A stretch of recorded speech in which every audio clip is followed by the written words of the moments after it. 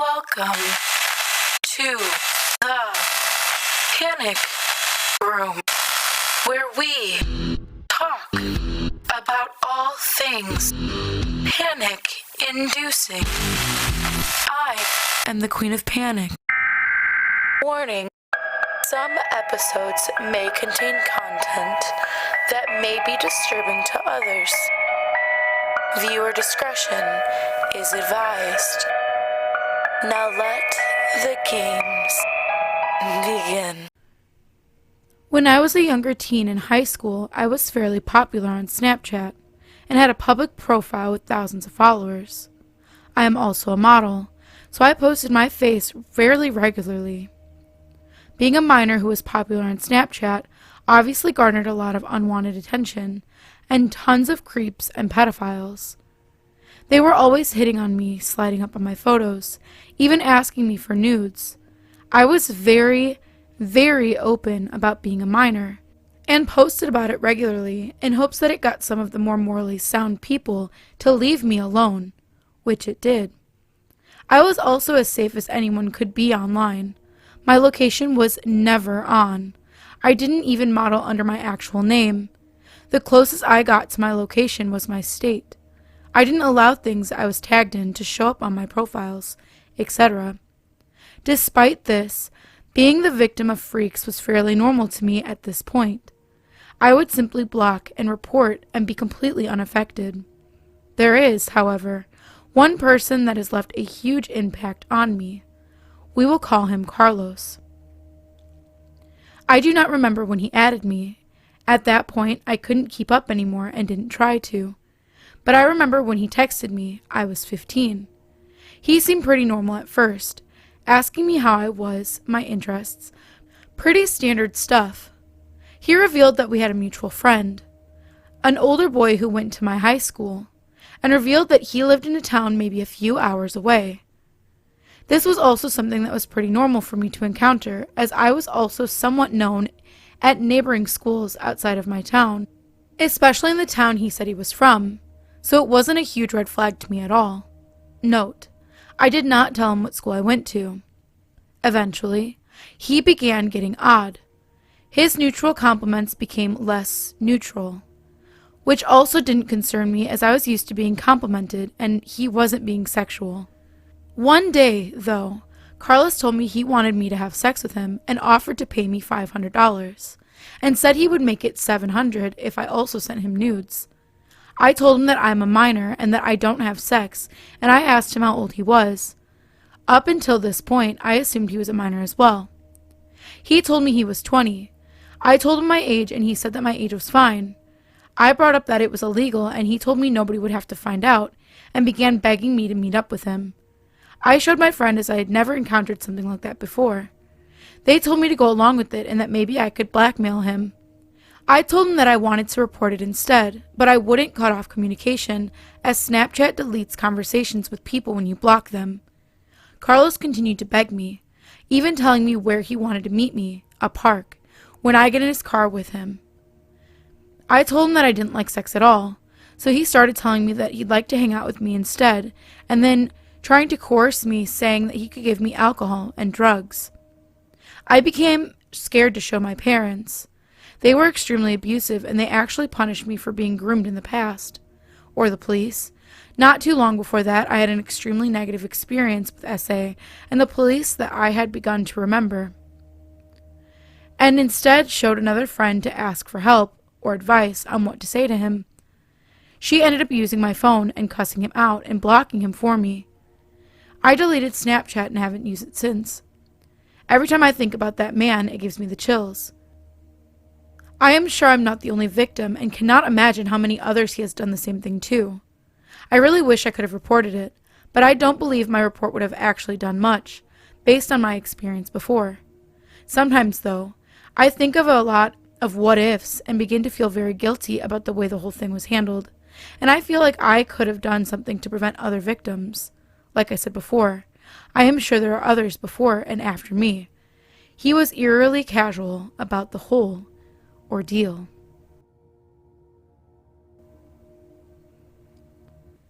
This story happens at the end of last year. For context, I'm 16 years old, female. And what you might guess from this story, I don't live in the best part of my town. On to the story. I had met a guy while playing Overwatch. We'll call him Dave. Dave and I got along pretty well, so we exchanged our Snapchats, and clueless me left my location on. So for a few weeks we were just playing video games and staying up late texting on Snapchat. After a month of this routine, things started to get strange.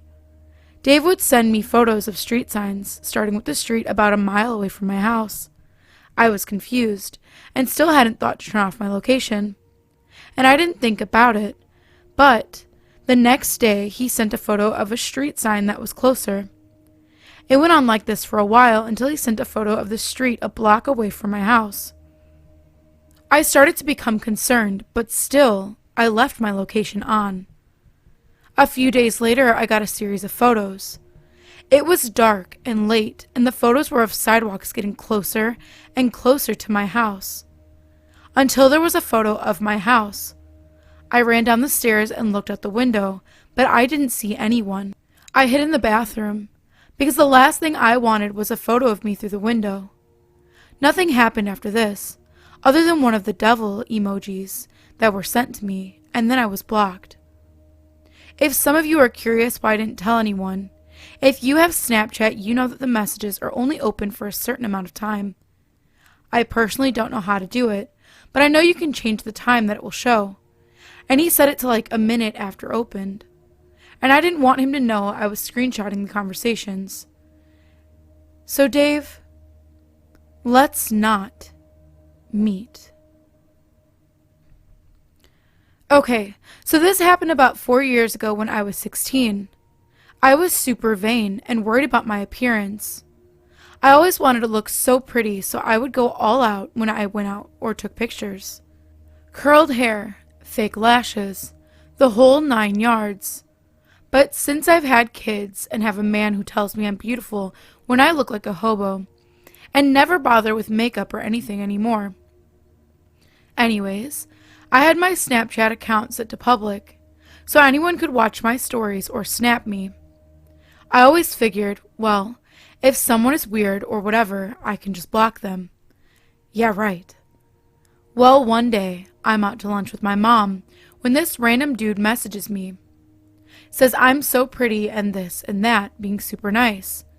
But I don't really care to talk to him, so I'm just giving him one-word replies, hoping he'll get the hint, because I hate being rude.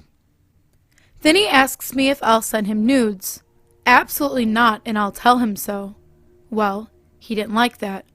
He told me that I was a whore, and that he hated women because they're all a bunch of sluts, and I'm just mad because no one likes me. LOL. Okay. I told him he was psycho and laughed at him, and he threatened to sue me for defamation. LMAO. Right. So, I thought that was the end of that. Well, it wasn't. I block dude and go about my day, when someone adds me on Snapchat. I looked at the user info, and their snap score was 0, and their username was something really weird. They don't snap me or anything, but continue to watch my stories every single day. Fast forward a few months, and this person snaps me. I was doing the same one-word replies, because I didn't really feel like talking. You'd think I'd learn the first time, but nope. He starts with a nice small talk, whatever. Then out of nowhere sends me a couple different selfies of myself that were posted to my story months ago. He asks me if I can print them out for him, gives me the sizes he wants them in, and says he'll give me his address. Hold up. What? I immediately shut it down. Then, this dude sends me a couple pictures of myself, framed, in his house, on his wall. Fuck no. I told him off real good and blocked him. Then another account adds me, another weird username. I remove it and change my account settings. He still has my user, so he adds me from a million different accounts, which I won't add back. They were all super weird usernames. I won't give the actual usernames, but on Snapchat you can choose a display name, and all of these were pretty similar to the usernames. One was, I'm wet. One was, just add me back. One said, I'm a tortoise. Snapchat also tells you how the person added you via phone number, user search, quick add, etc. They all said user search, so I know he searched it up, and every account had a snap score of 0. So obviously they had just made the account. I know it was him.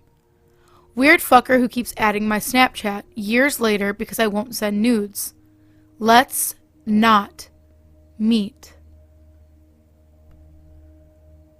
Okay, so before I begin, here's a little background. I am 15 years old, pretty okay looking, and I post outfit of the day snap stories every day. It pretty much began like this. I got added by a random person through quick add, and I checked out their profile. Seemed pretty legit. They had stories of them doing things with friends, food they ate, pretty normal stuff. So I added them back, because it seemed rude to just ignore someone who adds you and you don't add them back.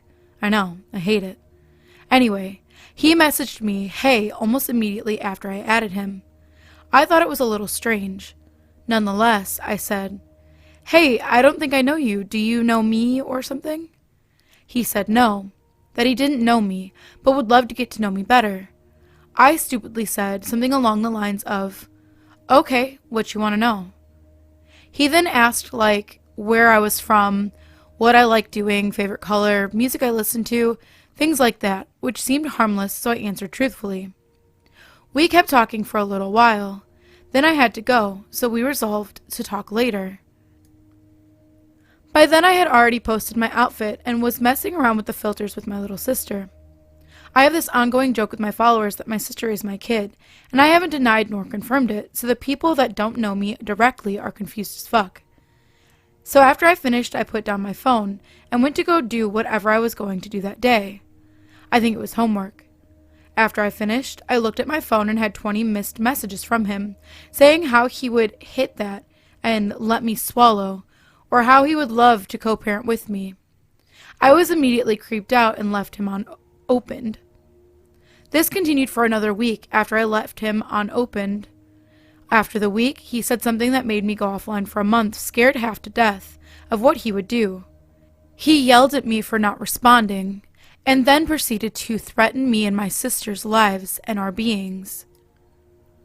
There's a couple well-known facts about me. You threaten me, I block you and brush it aside. You threaten my sister, and I will rain down hell.